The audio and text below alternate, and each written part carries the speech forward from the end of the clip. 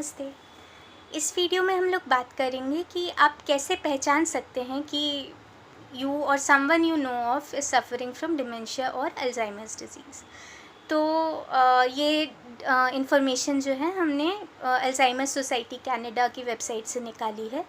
तो अगर आपको कोई भी डाउट हो तो आप हमसे पूछ सकते हैं। तो हम आपको 10 ऐसी चीज़ें बताएंगे, 10 signs by which you can identify that a person is prone to develop or is on the verge of developing dementia. तो सबसे पहला है memory loss affecting day to day activities, जिसका मतलब है रोज़मर्रा के जीवन में अड़चन लगाने वाली याददाश्त की दिक्कत। तो आप जो चीज़ें रोज़ कर पाते थे उसमें आपको दिक्कत हो रही है क्योंकि आपको चीज़ें याद नहीं आ रही हैं। तो अगर ऐसा हो रहा है तो आपको तुरंत डॉक्टर से मिलना चाहिए। फिर दूसरा है डिफ़िकल्टी परफॉर्मिंग फेमिलियर टास्क, यानी जो चीज़ें आप आमतौर पे कर लेते थे वो करने में दिक्कत हो रही है, जैसे कपड़े पहनना, बटन लगाना, नहाना, खाना खाना। इन चीज़ों में भी आपको दिक्कत महसूस हो रही है तो आपको तुरंत डॉक्टर को दिखाना चाहिए। फिर तीसरा है लैंग्वेज प्रॉब्लम्स। लैंग्वेज प्रॉब्लम्स मतलब आपको बोलने में भी दिक्कत हो रही है, कोई शब्द आप बोलना चाह रहे हैं वो आप बोल नहीं पा रहे हैं, या अपने मन की बात को बाहर नहीं निकाल पा रहे हैं अपने शब्दों से। फिर चौथा है disorientation to time and space, यानी आपको अंदाज़ा नहीं है कि अभी आप कहाँ हैं। मतलब आपसे पूछा जाए आप किस जगह पे हैं और आप घर पे हैं तो भी आप बोलेंगे कि हम अस्पताल में हैं या हम सड़क पे हैं, और आपसे टाइम पूछा जाए तो आप दिन को रात बताएंगे, रात को दिन बताएंगे। तो ऐसी चीज़ें होती हैं। मतलब ये आपको तो नहीं समझ में आएगा, आपके आसपास के लोग, मतलब अगर आप अपने आसपास किसी को देख रहे हैं ऐसा, तो आपको ये समझना है कि उसे डिमेंशिया हो सकता है। फिर पांचवा है इम्पेयर्ड जजमेंट। इम्पेयर्ड जजमेंट मतलब कि आपको सही गलत या किसी सिचुएशन में क्या करना है इसका अंदाज़ा नहीं लग रहा है। जैसे अगर आग लगी है तो आपको ये नहीं समझ आ रहा है कि हमें इस पे पानी डालना चाहिए। तो ऐसी चीज़ों में ये हम लोग सोच सकते हैं कि इंसान को डिमेंशिया हो रहा है। फिर है प्रॉब्लम्स विथ एब्स्ट्रैक्ट थिंकिंग।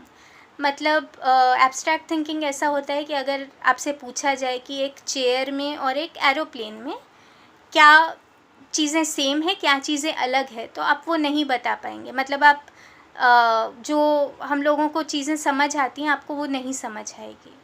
फिर मिसप्लेसिंग थिंग्स, आप कोई चीज़ रख के कहीं पे भूल जाएं, चश्मा आप कहीं रख दिए फिर आपको याद ही नहीं आ रहा है।